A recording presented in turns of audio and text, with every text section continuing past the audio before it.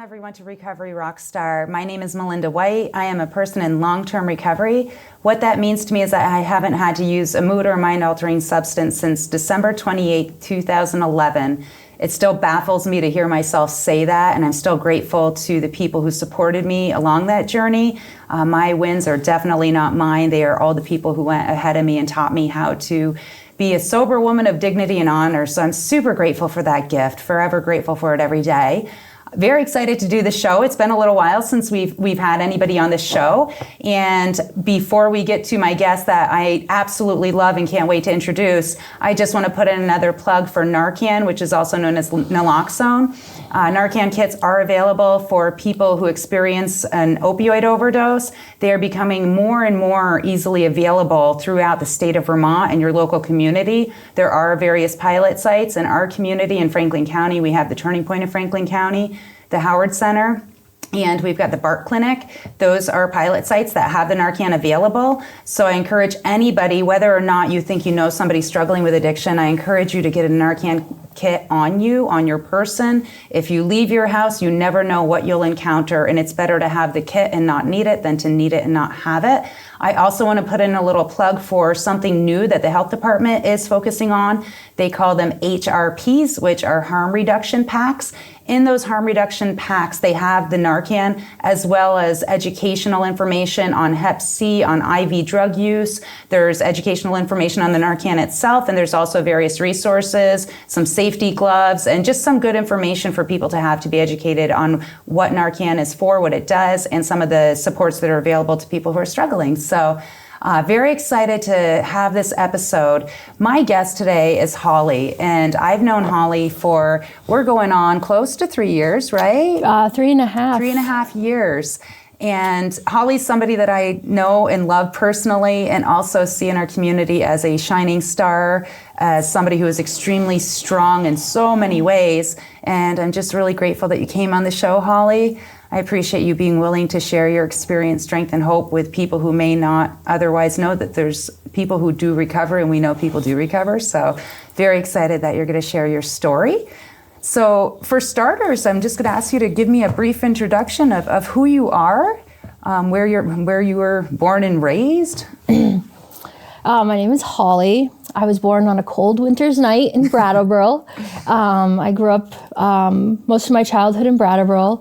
And when I was 14, my mom passed away, and I moved to Essex with some aunt and uncles, and that's how I ended up in this area. Yeah. You've been here pretty much ever since? Ever since. I went to college for a couple of years outside of town, but I did my schooling at VTC in Williston, and I got my RN, and I moved to Georgia about 13 years ago at this point, and have been in the area ever since. Awesome. Yeah. And so, of course, we know each other through the journey of recovery, which is exciting. It feels like makes us family. Tell me a little bit about what substance use looked like in your world, kind of around the age that you were introduced to it, started experimenting. I think I really got involved with substance in college, and a little bit before that, moving schools, I became really uncomfortable. I never really made any friends in high school once I moved high schools, and I was not comfortable in my own skin from 14 on. And I discovered substances. It let me be the vibrant, outgoing person that I felt like I was inside, but I couldn't express that because of fear and anxiety, and people are judging me without substances. And so it gave me wings. It let me be this outgoing, funny, loving, silly person that I knew I was, but I couldn't let out. And that was from fear of just being judged, not fitting in. Yeah, not really having any social circles. Right. Moving high schools, I really went inward, and having tragedy and loss and trauma. It didn't make me reach for other people. It turned me inward. Gotcha. And I never had another community or friends or social group until I found recovery. Right. And it's interesting because I talk to a lot of people, obviously, that are in recovery, and there's so many different paths, right? Or so many different reasons a person picks up. And it could be as simply as experimenting at a high school party to that feeling of not being comfortable in our own skin.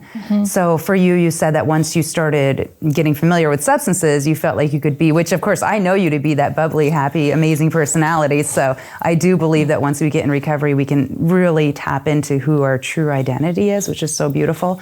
But tell me what that looked like when you started realizing that you were reaching for substances to basically cope with life, and when you started seeing some problems arise as a result of using substances. So I knew I was in trouble the first time I experimented with, my drug of choice. I'm naturally a depressed person. And the first time I experienced that high, I wanted more. Right. There was never enough. I started using credit cards and taking cash advances. I got into so much debt. It was out of control. I was lying to, I did get married briefly, and I was lying to my partner and stealing. All while still trying to go to work and appear normal, but at work there was problems. I wasn't living up to my potential, and everyone's like, oh, Holly, she's a great girl, but, and I kind of did that for years, right? I was depressed and miserable until I had the drug, and then I would be good, or this, drink, and then I would go through down, like periods of elation and then down. And, there was, when I was up and happy and doing my thing. And then when I was down, I was suicidal. Right. I hated myself. I would go to work every day saying, I'm not going to do this. And every day I would do it. Yeah. And the only out I could think of was ending my life. And sometimes I think, oh, my bottom didn't look like other people's bottoms, and I still had my house or this, but, I lost a couple jobs. I was humiliated. I lost any faith in anything, and I wanted to end it, and I had a plan, and I was hospitalized once for some depression and suicide attempts, and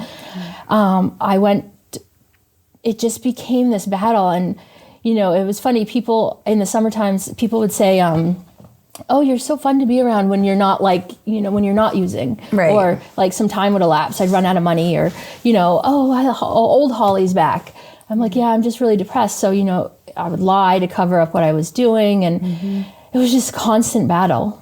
Double life. Double life. And that's something that I see so often too, where it's like we say a functioning alcoholic, functioning addict. And that period of time, when we look at some of the studies, if it's strictly alcohol, the studies show typically 25 to 45 years a person can continue on before they hit a bottom. And then when we look at opioid use, we're looking at 2 to 5 years. And I wouldn't be surprised, because the last time I looked up those stats, I wouldn't be surprised if they've been updated to not put the earliest part at 2 years, because it doesn't take as long once we introduce some of those substances that are even more controlling of our psyche and our body. But it's exhausting. I know from experience and from talking to others, for us to put on the face of that person who has a home and has a vehicle and is leading a normal life, and at the same time, the work it takes to access what we need just to be okay each day, it's super exhausting.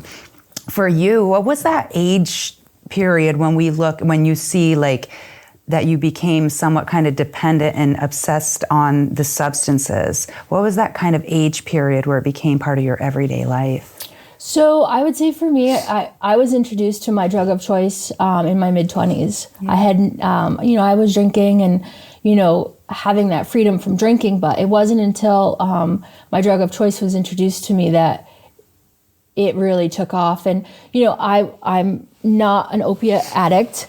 I was into uppers, amphetamines and cocaine and all that stuff. Yeah. And so it kind of, when I had credit card access, I went through a significant using period, and then it went down when I lost all that. I used all my money. Right. But then I went to doctor hunting for my drug of choice, and I found other means to get it. And so it was kind of a slow progression because of access and lack of funds. Yeah. And then I found a job where I had access, and I diverted in my job. And so that was kind of like a slow burn. And I would say all these different things happened in my life to create this bottom that occurred. Right. I had, my father was murdered in prison, and it was just this series of events that happened that brought me to my bottom. Right. And, what I thought was the worst day of my life, I was found out, the jig was up. Right. And when I knew in my head that day would come, no one gets away with these things forever. I knew it. And if that day came, I had a plan. I was going to go in my garage with a hose, and me and my dog were going to go to sleep. Right. And that was the only solution that I had in my world. Right. But that day came, and instead of that solution, I had a phone call with a person that had been in my life for a really long time, and I disclosed to them what I'd been doing and what had happened, and this person said, "I love you." And okay. So I'm not this terrible, awful person that in my mind I was. Right. In my mind, there was no worse person than me. Yeah. And when someone told me that I was still lovable, it opened up the door for me to go forward. Gave you hope. It gave me hope. And that's one of the things that we know is most important for somebody, is to know that there is hope, that there is a way out. And I mean, there's just so many individuals that look at, that suicide or that overdose as it's a permanent problem to a temporary solution. And it's a challenge to still see permanent solution to a temporary problem. Is that what I said? Yeah, the reverse. The reversal. Yeah, I definitely don't want to get that wrong. Yeah, it's a permanent solution to a temporary problem. Right. And that is the concern, is that when we're in that dark spot, it's almost impossible to see light. But what you just articulated so beautifully is that light doesn't have to be some amazing experience as much as just a connection. Mm-hmm. And for you, it was a connection from somebody else validating that you're still lovable. And that's the case, as we know, that people who are struggling, because we're our own worst critic. And back in the day, people could try to make sure I understand my punishment and tear me down, but there's nothing they could say to me that I haven't already said to myself 1,000 times over. And I can tell that's how you felt as well. So you had this conversation with somebody who was able to validate that you're lovable and worth it. And then what was the next step from that? Well, the next step, I really went into survival mode. How am I going to survive this? How am I going to get through this? And I ended up going to see someone at the Howard for an assessment, and I was so angry. Not only was the jig up, but I lost my connection. Mm-hmm. I lost my income, so my financial resources were, impaired, and I also lost my connection to my substance, right? And so I was so angry, and I went to see Ed at the Howard Center, and he said, "Yep, you need to go to rehab." Yeah. I was like, "Well, how do I do that?" And he goes, "You're a smart girl, you can figure it out." Well, I left his office ready. I was fit to be tied. I was so angry. I'm like, how can he do? I don't know how to do this. I think as an addict, I felt so incapable. Mm-hmm. I felt so trapped. I didn't know how to stop doing what I was doing. And for someone to say, "Oh, you can figure this out," I felt like I couldn't. Right. But with those words, survival mode, fear, all these things came together that I did figure it out. I did call Valley Vista. I did, find someone to watch my dog. I did find a way to go away to treatment for 28 days. And I did that. What was that experience like when you got to treatment? What was that experience like? Like, do you feel like kind of the blinders slowly got removed, or do you feel like it was a challenging process to come to acceptance that you were there? I was still very angry. And I think when you go to treatment, there's this period of, oh God, I'm here. And, they quarantine your stuff a little, and, mm-hmm. You're kind of like standing there, not physically naked, but like without your things. Right. And it was very hard. And I remember having a meltdown and mm-hmm. a tantrum, so to speak. And, they want you to do this. And I've never been the kind of person that you say, "Hey, Holly, if you do A, B, and C, you'll feel better." Right. I'll say, "No, I'm not doing that. Yeah. I'm going to do it my way." And my way says I'm going to do X, Y, and Z, and I'll still feel like crap, but I'm going to do it my way because I'm not going to do what you told me.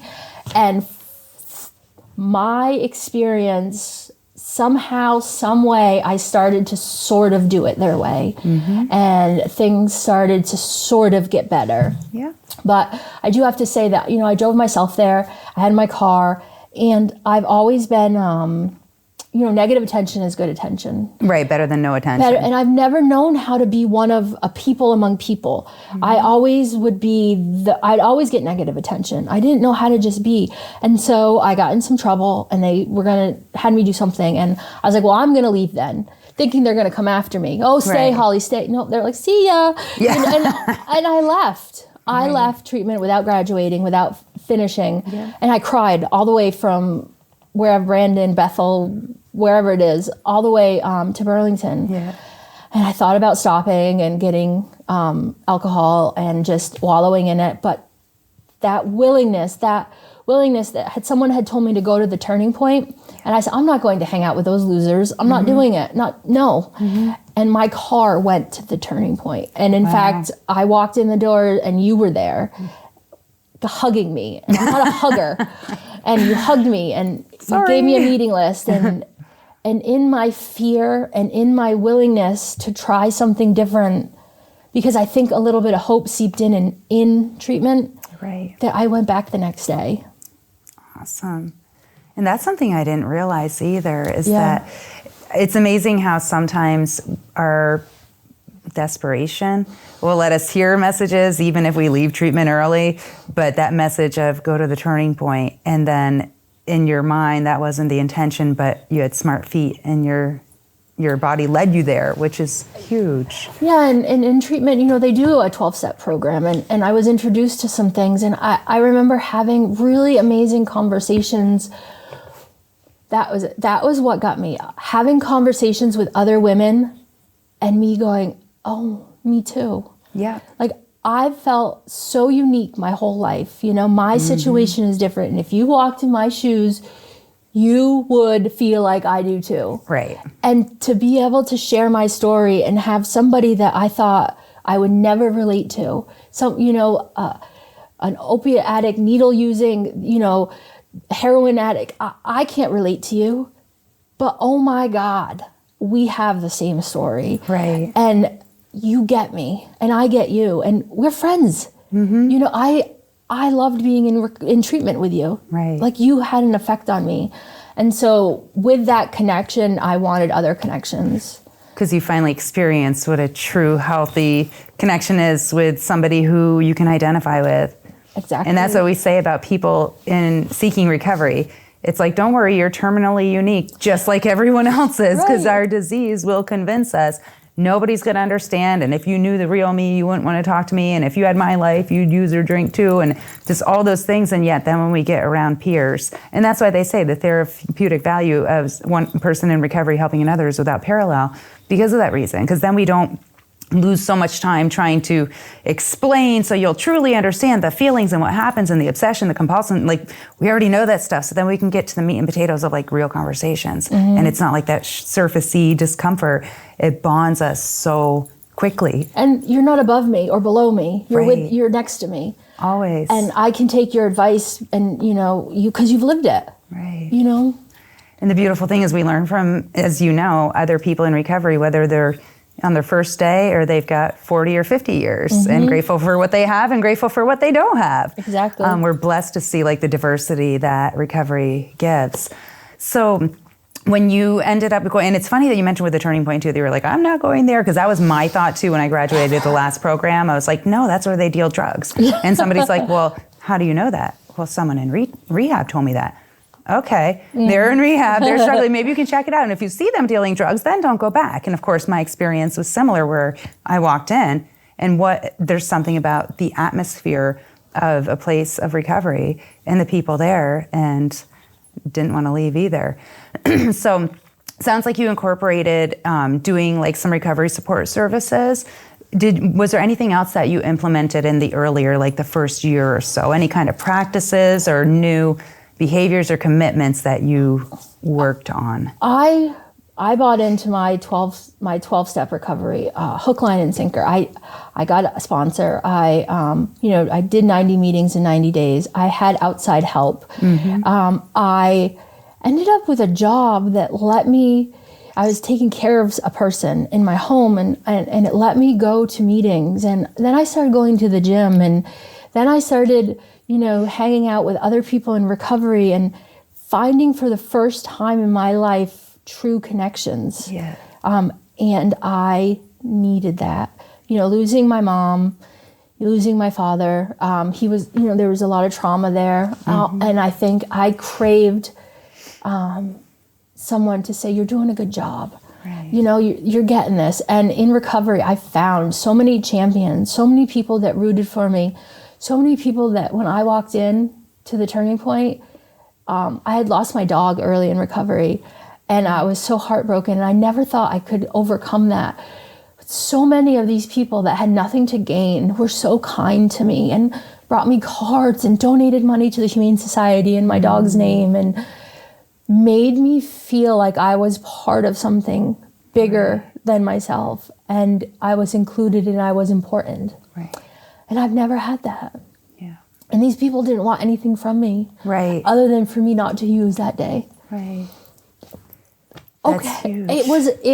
It was life-changing. Yeah. It was life-changing. They changed my life. And so once you have that foundation, and in your earlier days, in your first year, and then you get into your second year and your third, where has that taken you? It's, being a nurse, I have this desire to be a nurse again. So I started, I feel like, how do you eat the elephant? One bite at a time. I lost my nursing license, but this is a thing. I want to help people. I'm a caregiver. Right. This experience has given me the foundation that I want to give back. I want to be that person when someone new in recovery loses something or has a hard day. I can, hey, let me do this for you. Let me be there for you. You want to cry? Come cry with me. I'll cry with you. I can cry. Yeah. And so I started working on myself and getting my nursing license back. And I went to the Recovery Coach Academy, and that opened me up to, sometimes when you go to certain recovery, maybe you think that's the only way. Mm-hmm. And being a recovery coach has taught me there's so many paths to recovery. Right. That now I seek out other recovery groups and harm reduction. Yeah. Okay, you're not ready to be abstinent. What are you ready to do today? Right. And how can I support that? Right. And so I started working for a company doing some recovery coaching. Mm-hmm. And then I got a job working at a nonprofit in town to get some experience in case management. I started working out. I've lost some weight. I started to try to find other ways to take care of myself. Right. Because recovery for me is about making sure I'm healthy and doing things for me, but also being there to put my hand out to the next person. Right. And, and what can I do to better my situation so I'm available to put myself out to the next person? I love that about you too, that you're accenting a lot of the importance of that self-care and keeping your own recovery strong so you can be available. And I also love it when I see, I'm even getting goosebumps, when I see people who lead by example, who live that example, that it's not just when they're in a specific meeting or talking on a show or doing some kind of event, but that's who they are in their life altogether. And you absolutely are one of those people. And I just love that about you. I'm just so proud of you, so proud of you. And I don't want to get all emotional here either, but I've just seen you grow, and I've seen the impact that you have on our community with the work that you've done. And that is something that you can't teach somebody. We can get educated, and it's important to continue our education, to have the knowledge we need and build our skills. At the end of the day, I don't see where people can be educated into having the level of empathy and the level of just relating to others and wanting to help without having an expectation. And I feel like that's what recovery teaches so many people. And you said that in the beginning, all these people stepping up to love you and to support you and to help you, and they don't want anything in return. And that's definitely, I don't know all of your experience in your using days, but in mine, there was never anything that comes without a price tag and some interest that they don't say in the front lines. Like, there's always something people want.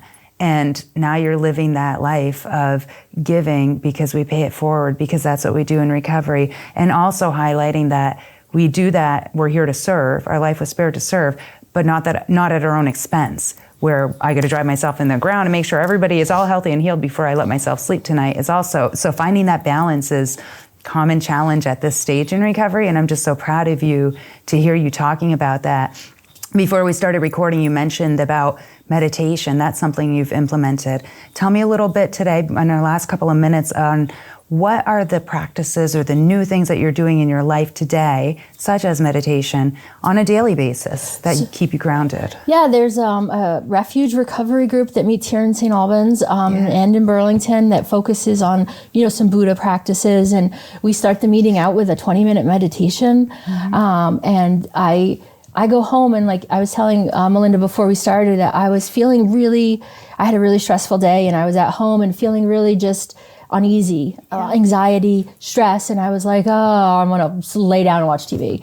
I don't want to meditate. And I was like, oh, no, this is when I need to meditate. And I meditated for 15 minutes, and it gave me some peace that I didn't have. And, in my mind, it's immediately like when I'm feeling discomfort, I'm like, oh, what can I take? Right. And now it's in my recovery, it's what can I do? What action can I take? Not pharmacology, whatever. I know, say that 10 times fast. Not what medication, but what action can I take? Can I call someone? Can I go for a walk? Can I play with my dog? What can I do to soothe myself that's going to make me feel better, but not cause me pain down the road, down the road. And I just want to highlight that, my recovery is not necessarily, I'll take some credit for it, but it's the strong women of dignity and honor in our community, in our recovery community, that has led me down this path. I can just think of women off the top, like a handful of them that have walked next to me. They haven't walked in front or behind. They've led me down this path so that I could find recovery. And I am forever thankful and grateful for this community that has welcomed me. And I want to be there to welcome the next person so they can experience the love and compassion and fun. And I've had so much fun in recovery with all you fools, the women's retreats and little trips and get-togethers and potlucks and just silly stuff. And being a part of that is being recovered, having a community, not being at home on Thanksgiving, being like, I got nothing to do today. Now I have a million things to do. What do I want to do today? Right. I'm part of something bigger than myself. And that is, another piece of my recovery. Yes, there's meditation. Yes, there's, outside counseling. Yes, there's working towards, the nursing thing. Like, okay, I'm struggling finding a job as a nurse because no one wants to, give you that chance. Give me that chance to prove that, hey, I am a person in recovery. Yeah. Okay, if nursing's not for me, then how can I make it easier for the next nurse to walk this path and earn money and stay sober and, hold their head up high again? Right. Because I feel like I fell from grace. And I worked really hard when I was a kid to try to overcome my trauma and just show that I was strong and I wasn't going to let, PTSD and trauma get me down like it did my siblings. I was going to stand up taller. But I fell. Right. I fell. And how do I climb back up and hold my head up high and say, you know what? Yes, I did divert drugs. And yes, I made some poor choices. But you know what? I've spent the last 3 years taking those steps to better myself and make myself a better nurse and a better person and a confident and capable, woman of honor and dignity. Right. And how do I help the next person do that? You found your purpose. You identify its connection. And I just want to thank you so much. I wish I had hours to interview you, but I want to thank you for coming on the show. Thank you all for watching. And we just pray that, people know that this is the solution. There is a solution. Thank you.